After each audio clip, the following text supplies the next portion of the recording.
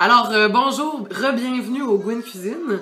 Comme promis, après cette pause où Audrey nous a fait une démonstration de baluchon de steak de fondu, on a eu l'idée de faire des capsules sur les bouteilles de vin qui coûtent pas cher puis qui sont pas dégueulasses à la sac. On pourrait même aller jusqu'à dire qu'on les aime bien. Mais moi, je suis vraiment pas une fine gastronome, donc... c'est ça. Sachez que mes standards, c'est peut-être pas les vôtres. Alors, pour commencer, il y a ce petit vin, Mas des Tourelles, que c'est mon amie française qui me l'a conseillé.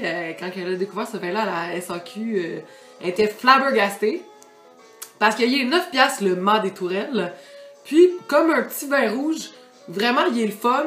Il est pas trop vinaigré, trop fruité, trop... Moi, les tanins, ça m'écoeure vraiment quand même dans le vin. Puis un bon petit vin qui passe bien, puis qui...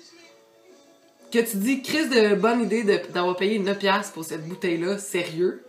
Quand tu penses que, mettons, ta bouteille, que tu vas payer au dépanneur parce que t'es...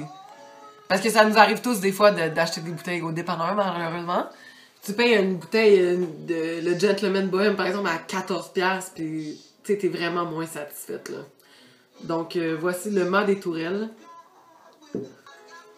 Alors ici, on a le petit Echo, qui est un vin canadien, un Vidal Chardonnay.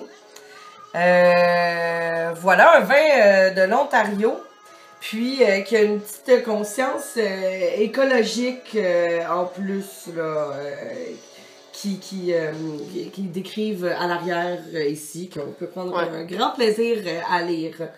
Eux le décrivent comme étant... comme offrant un nez fruité et de la longueur en bouche.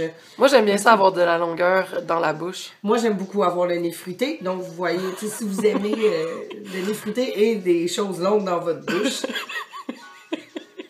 Non, au Gwen Cuisine, on... Vous n'avez pas les choses longues dans votre bouche. Non, on préfère les nez fruités. Les nez fruités. Les petits nez fruités. Les petits arômes fruités longuement dans la bouche. Oui, c'est ça, on préfère. Donc, combien tu vas payer, toi? Écoutez, je crois qu'il y a à peu près entre 9 et 9,95. Ouais.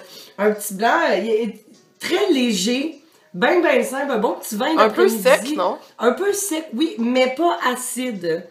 On sent les petits arômes d'agrumes, je vous dirais, là, justement, avec le redoux qui arrive bientôt.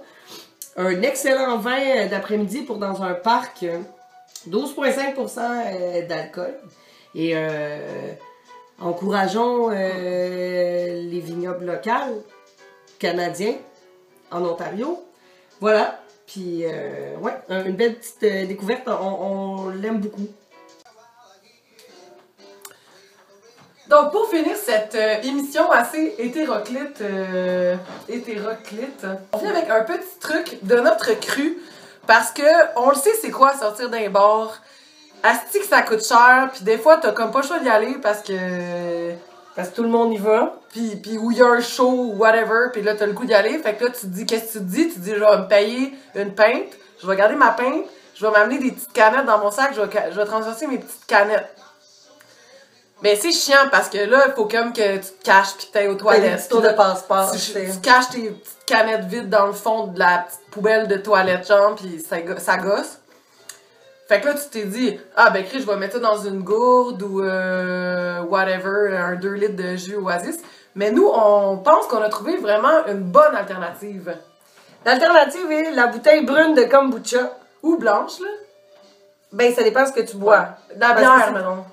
De la bière, ben, t'es mieux avec une bouteille brune de kombucha si tu bois de la bière. Si tu bois du petit vin blanc, comme le Echo, dans ta bouteille de kombucha transparente, ça peut paraître comme un kombucha au gingembre, par exemple. Mais si tu bois du petit vin rouge ou une bière...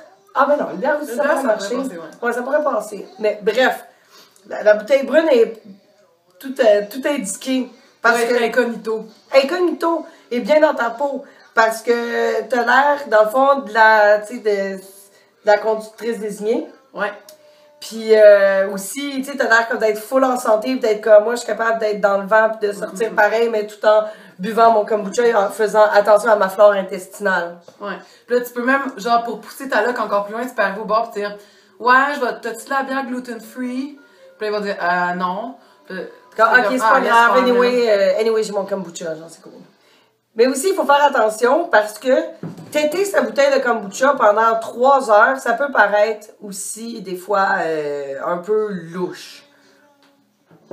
Mais après, ouais, c'est ça. Tu peux avoir plusieurs bouteilles de kombucha à ton actif ou dans ton sac.